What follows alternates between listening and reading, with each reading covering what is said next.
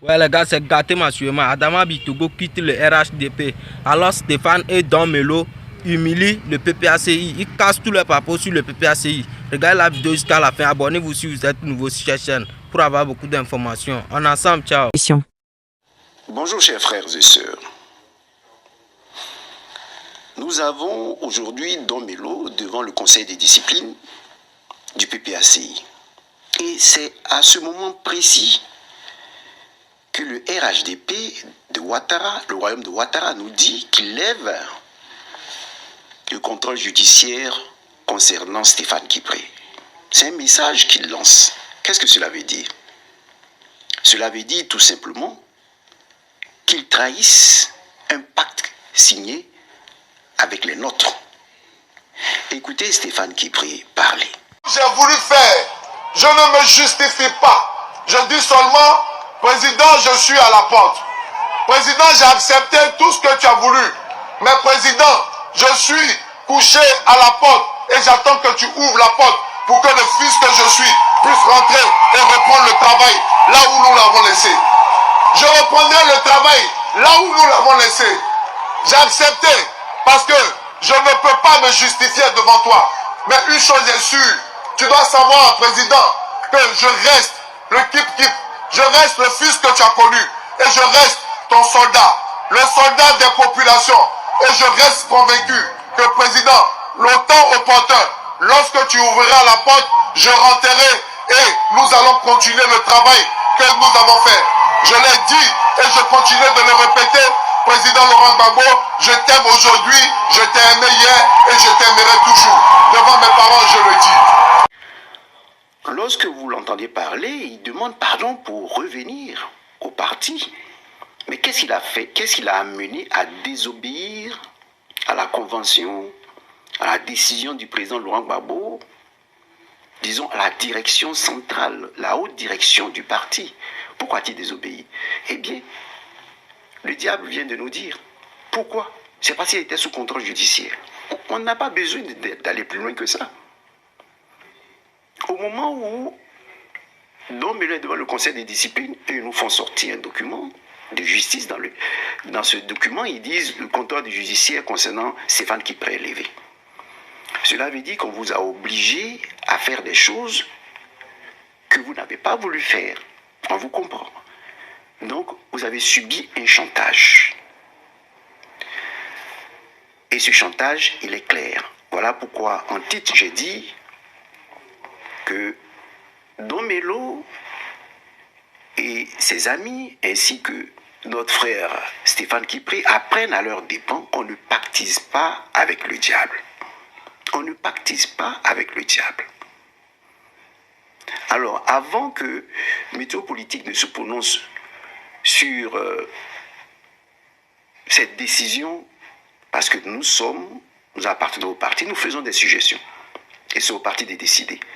Avant que le Météo Politique ne fasse sa suggestion, nous voulons dire que nous luttons aux côtés du président Laurent Gbagbo, parce que c'est un homme qui refuse de recevoir des ordres de l'Élysée. Parce que dès l'instant où vous recevez des ordres de l'Élysée, vous n'êtes pas indépendant. Regardez cette scène humiliante que notre président a connue, le président Gbagbo a connue, face à un ministre Villepin. Lui, un président de la République, est contrarié et humilié par un ministre de la France. Vous voyez un peu ce que cela veut dire? Eh bien, c'est contre ça que nous luttons. Regardez ça. Dans un salon doré, Gbagbo fait-il part de sa contrariété à Villepin? Le recadrage est immédiat.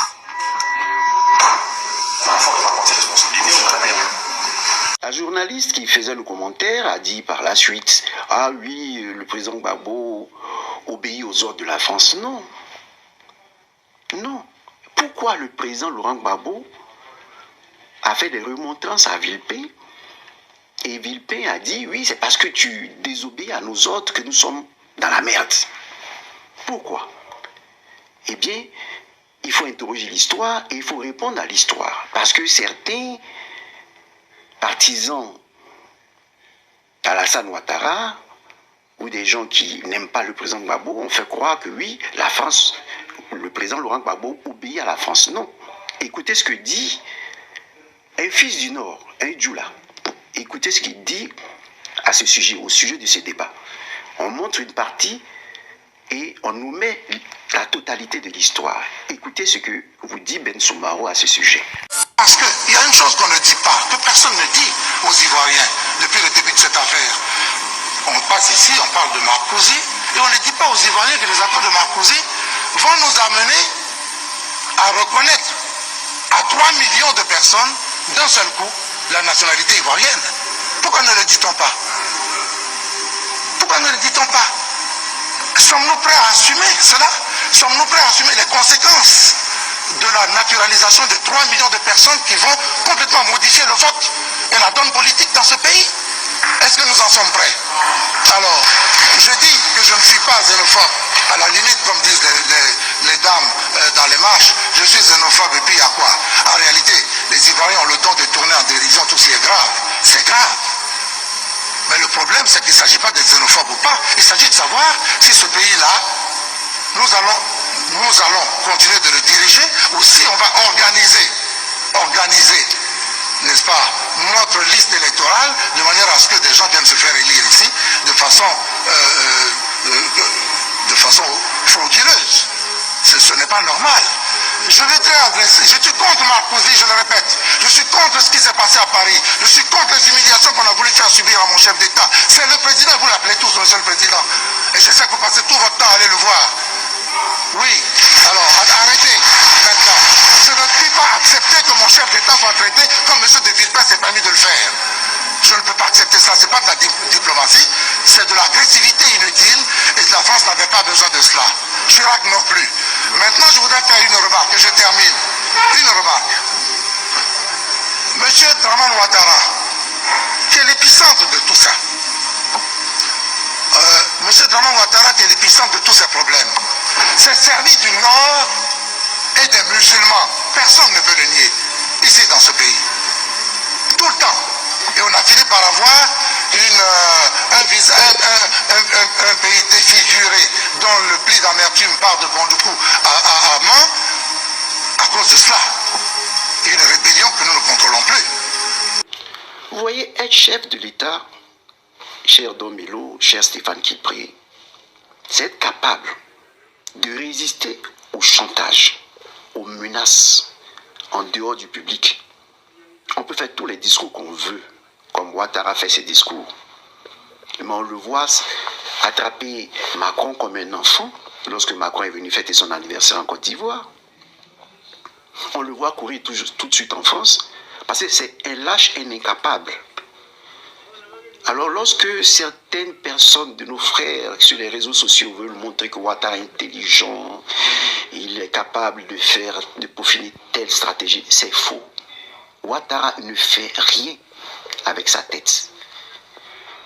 Ce sont les spécialistes du désordre qui nous combattent, même sur les réseaux sociaux, qui font fermer nos pages, qui sont là, qui ont des réseaux puissants, je vous dis puissants, qui peuvent intervenir sur votre cellulaire, alors qu'ils ne sont même pas passés par votre mail.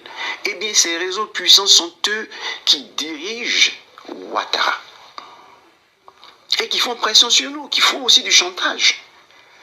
Mais nous ne céderons pas et nous ne cédons pas. Il y a les gens qui sont en prison. Il y a Damana Pikas qui est en prison. Il y a Lida Kwasi qui est en prison. Il y a tout ce beau monde en prison, des milliers de personnes en prison, qui ont dit non à ce chantage, au 4e mandat. Ils ont dit non au 4e mandat. Ils ont dit non à ce que la France voulait faire. Est-ce que le Burkina Faso sera d'accord de voir 3 millions d'Ivoiriens sur leur sol à nationaliser? Non. C'est ce qu'on appelle le principe de réciprocité. Et c'est ce dont parle Ben Soumao. Ne faites pas aux autres ce que vous ne voulez pas qu'on vous fasse. On ne peut pas recevoir 3 millions de personnes et nationaliser, leur donner la nationalité ivoirienne.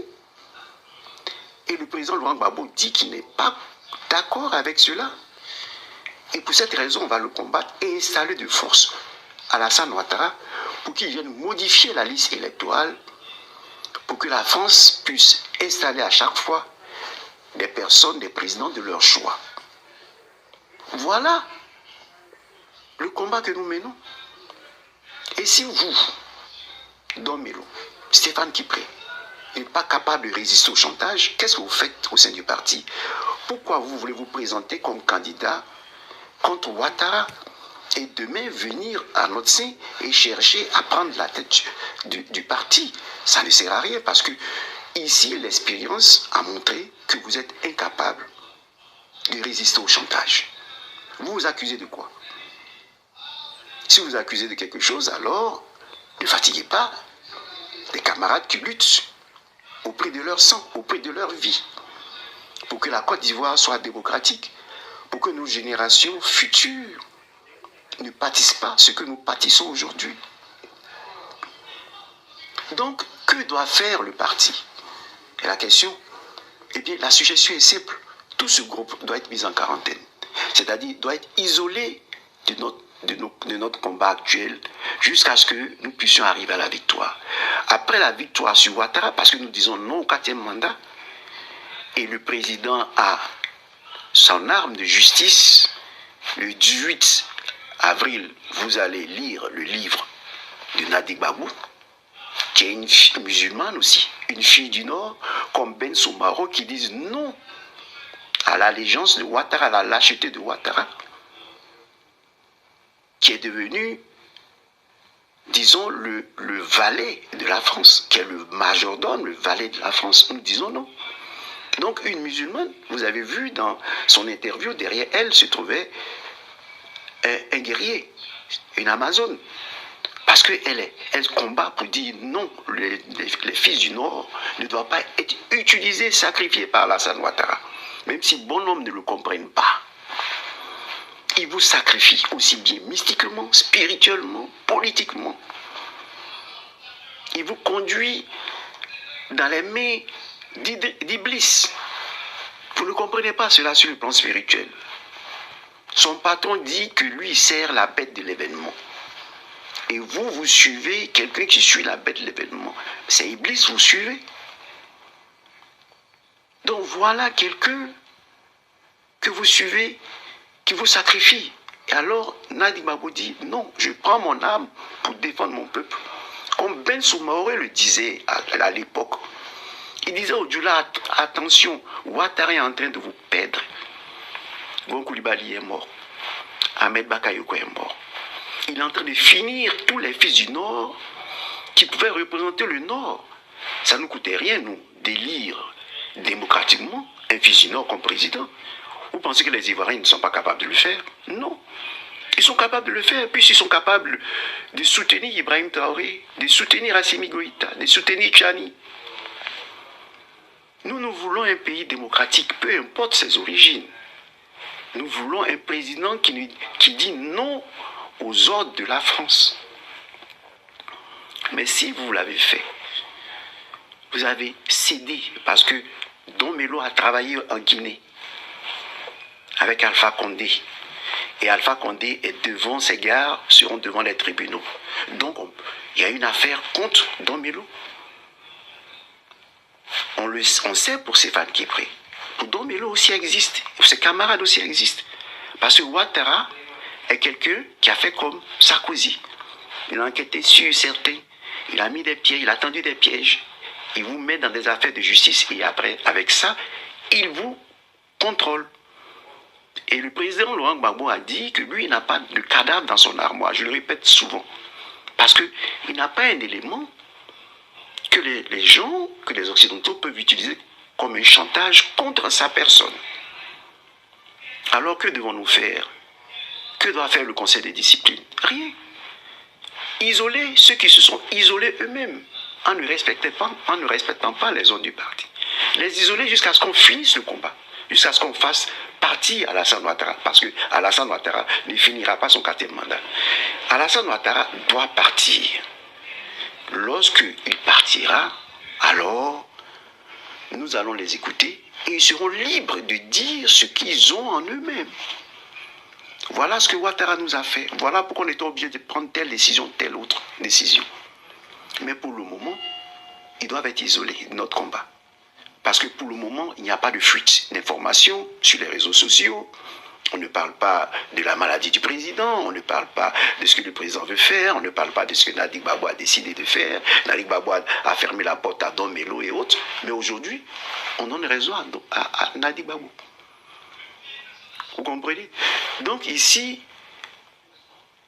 ces personnes sont infestées par le diable, qui a signé avec eux des pactes, qui a fait pression sur eux. S'ils viennent à notre sein, qu'est-ce que les gens vont dire? Ah oui, donc le président Gbagbo était d'accord avec eux, voilà, donc il a échoué, c'était un plan B, il disait qu'il n'y avait pas de plan A, il n'y avait pas de plan B, il n'y avait pas de plan C, mais en réalité il y avait un plan B, c'est ce que Don Melo et Stéphane Kiprin ont essayé, mais ils ont échoué, Ouattara est le plus fort, non. Et demain, s'il y a des dossiers de justice, eh bien, la main du président Laurent Gbagbo se trouvera dedans, parce que on considérera qu'ils ont été envoyés simplement pour espionner Ouattara, pour affaiblir Ouattara et revenir, que c'était une mission du parti. Donc, ici, en psychologie, lorsqu'on étudie la psychologie du président Gbagbo, on dit qu'il se ferme sur lui-même pour vous protéger, pour protéger l'autre. Oui, aujourd'hui, nous sommes obligés de vous isoler pour vous protéger. Isoler Don Melo, isoler Stéphane Kiprin, pour les protéger, et non pour les punir. Pourquoi pour les protéger? Parce que tant que ce gouvernement, ce royaume, saura que vous êtes avec nous, ils vont faire pression sur vous, sur les affaires par lesquelles ils vous tiennent, pour que vous agissiez en mal au sein de notre groupe. Donc, vous isoler, c'est nous protéger, et vous protéger. S'ils savent que vous n'avez plus de contact avec nous, pour un moment, jusqu'à ce que leur chute advienne, alors ils vont vous laisser en paix. Mais s'ils savent que vous avez des entrées encore parmi nous, ils vont chercher à vous fourvoyer à chaque fois, à vous faire chanter. Voilà ce que Météo Politique Ivoirienne propose au Conseil de discipline. Une quarantaine de tous ceux qui ont pactisé avec Alassane Ouattara pour des raisons que nous ignorons. Mais pour le moment, le combat continue contre le 4e mandat. Nous avons des prisonniers à faire sortir, à défendre. Vous voyez, des gens ne peuvent pas être en prison et vous devenez député et après vous venez en notre sein. Donc vous obéissez à qui? À Ouattara ou au président ou au parti? Vous obéissez à Alassane Ouattara. Or nous, au parti, le PPACI, nous luttons pour jeter les fondations de la démocratie. Vous voyez, c'est la loi. La loi doit être respectée. Pendant que les Européens, les Occidentaux, les Français cherchent à abolir la loi, ce dont a parlé Jésus de Nazareth, nul ne doit abolir la loi.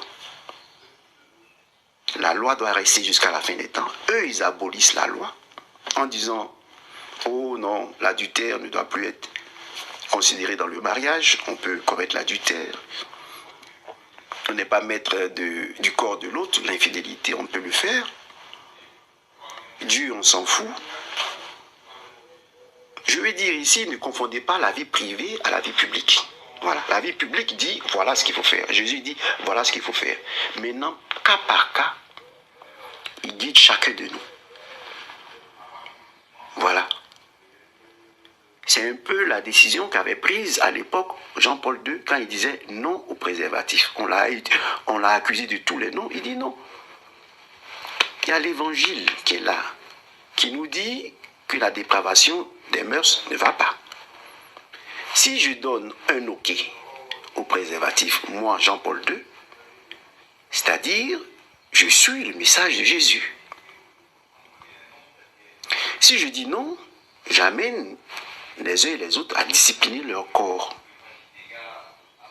Et donc, dès cet instant, c'est cas par cas qu'on prend chacun.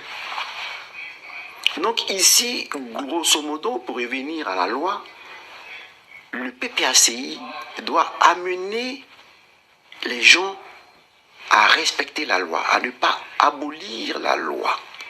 Parce que c'est ce que la France veut faire dans son pays et dans le nôtre. Pour avoir des électeurs, on abolit la loi. Ça, c'est un sujet dont on parlera après. Mais je voudrais m'arrêter là pour vous dire que le PPACI doit être témoins de la loi, défendre la loi. Et les juges sont chargés de prendre chaque personne cas par cas pour dire, toi, selon la loi, voilà comment tu dois être condamné. Voilà comment tu dois être condamné. Donc, grosso modo, les juges que vous êtes au PPACI, vous devez considérer ces cas comme des personnes infestées qui doivent être isolées jusqu'à ce que nous puissions mettre fin à ce quatrième mandat. Parce que nous mettrons fin à ce quatrième mandat. Croyez. Croyez au président Gbagbo. On mettra fin au quatrième mandat. Croyez à Nadi Gbagbo qui dit tout n'est pas terminé, tout n'est pas fini. Et pour cette raison, je vous laisse cette chanson. Parce que je voulais faire en même temps la promotion des artistes et des chansons. Pour vous donner de la force. Écoutez ces chansons qui achèvent cette vidéo. Tous ces pièges contre le président Laurent Gbagbo ne vont pas fonctionner. Parce que ce n'est pas fini. Dieu a le contrôle de notre vie. Parce que en Côte d'Ivoire, nous avons été charitables avec les étrangers. Nous avons accueilli des étrangers comme nos frères. Et Dieu ne permettra pas que cette vertu, la charité, soit notre tombeau. Et donc, tous ces pièges, des gens qui sortent, qui viennent demander pardon, ces flèches, ces épines, eh bien, écoutez ces chansons pour vous galvaniser, pour vous dire, combattons au moyen de la foi. Parce que la victoire spirituelle du président Laurent Gbagbo est assurée face à Ouattara, qui a besoin d'énergie de notre corps, de notre âme, en voulant faire la guerre à son propre pays, le Burkina Faso. Pourquoi? Pour chercher à installer au Burkina Faso les 3 millions de personnes qui sont venues et qui sont avec eux. C'est-à-dire le bétail électoral est là. On les a fait venir, pour cette raison on a combattu le président. Maintenant il faut qu'ils prennent ce bétail électoral selon le plan des Villepins de la France pour aller conquérir le Burkina Faso. Vous comprenez? Donc voilà pourquoi ils ont demandé que 3 millions de personnes arrivent en Côte d'Ivoire pour les inscrire sur le bétail dans la liste électorale. Et après, quand il y aura des élections au Burkina Faso, ils vont aller plutôt prendre la place et chasser Ibrahim Traoré. Voilà un peu ce qu'ils sont en train de faire. Et aujourd'hui, ils parlent de démocratie, mais il faut ici, excusez-moi, il faut ici que Ibrahim Traoré pense à demain. Parce que voilà ce qu'ils veulent faire. Voilà ce qu'ils veulent faire en le faisant passer aujourd'hui pour un dictateur, alors qu'il y a une priorité, celle de mettre fin au terrorisme chez lui, avant de parler de démocratie, d'élection. Donc, grosso modo, voilà ce qui se passe et les Ivoiriens doivent combattre au moyen de l'esprit et au moyen des instruments politiques. Et là, je vous donne une arme spirituelle pour rester éveillé. Merci, à la prochaine vidéo.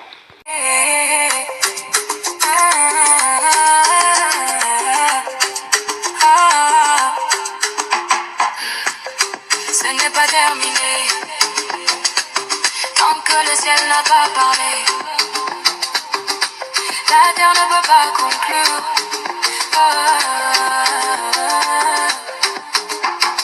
Mon Dieu n'a pas dit son dernier mot, non, non. Mon Dieu n'a pas déclaré que c'est fini. Vous envoyez des flèches dans l'ombre, des épines sur mon chemin. Jour et nuit vous veillez sur mon cas. Pensant me tendre un piège, mais l'éternel est mon refuge, ma forteresse, ma haute retraite. Sous ses ailes je suis caché, aucune arme ne prospère. Vous avez tissé des toiles en secret, prononcé des décrets contre moi. Mais ce que vous appelez ma chute devient un tremplin pour sa gloire. Ce n'est pas fini, tant que mon Dieu n'a pas parlé. Ce n'est pas fini, tant que le roi n'a pas tranché. La bataille n'est pas mienne, elle appartient à mon Dieu. Il combat, il gagne, et moi je célèbre. Oh, oh, oh. Je danse sous sa victoire. Oh, oh, oh. Je marche dans sa lumière.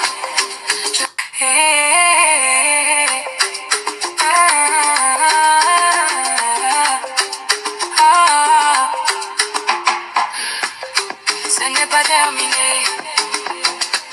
tant que le ciel parler. La terre ne peut pas conclure.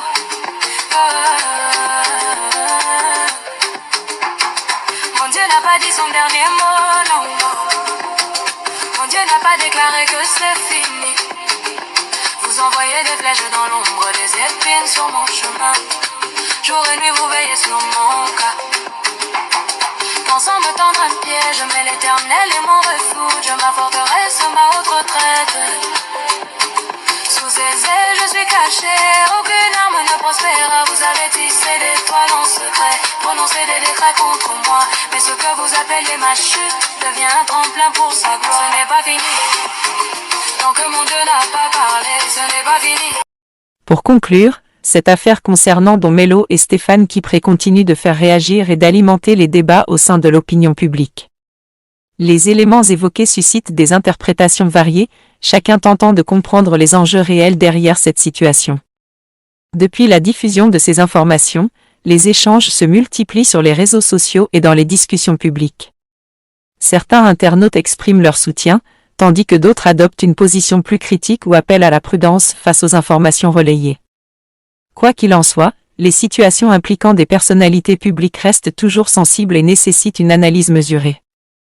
Les réactions observées montrent à quel point ce type d'actualité peut rapidement susciter l'intérêt et provoquer des débats parfois intenses. Les prochains jours pourraient apporter de nouveaux éléments ou des clarifications concernant cette affaire. Beaucoup restent attentifs à l'évolution des informations et aux éventuelles prises de parole des personnes concernées. En attendant, cette vidéo vous a permis de mieux comprendre les points essentiels de cette actualité qui fait beaucoup parler. N'hésitez pas à partager votre avis dans les commentaires dans le respect de chacun. Pensez également à liker la vidéo si vous l'avez trouvée intéressante. Et surtout, abonnez-vous à la chaîne pour suivre toutes les prochaines actualités. Une situation